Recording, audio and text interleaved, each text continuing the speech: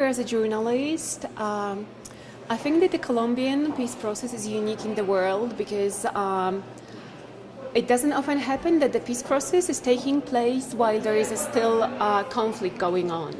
So I think this is a kind of like a very big challenge. Also because of the country which has been plunged in that civil war for decades. So there's hardly it's difficult to find a person who has not been affected directly or indirectly by this conflict. So I think that the reintegration process is a big challenge, and I don't know. It's very interesting for other countries or as far as journalists to see how it's going on. What do you think as a unique process the Colombian? Why do I think it's unique? Yeah. Okay, I think that there are several things. One thing is that this conflict has been going on for decades. So obviously, it's difficult to find a person in a society that has not been affected by it, and either directly or indirectly. So that creates a lot of tension.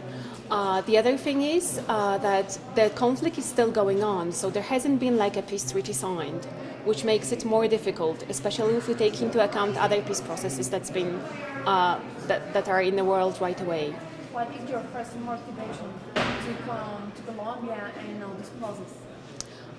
Okay, so I was with the peace process going on. It's very interesting to see how the reintegration goes, and also if the peace process if the peace talks that are going on now will result in some kind of a peace treaty. There will be even more work for the reintegration agency. So we were very interested to see how it works. Do you think the process of reintegration make peace? It's difficult for me to judge, but by the numbers which I see, there's been a substantial number of persons who have been reintegrated into society.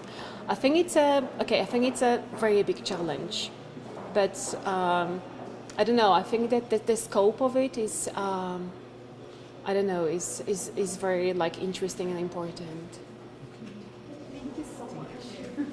That's all.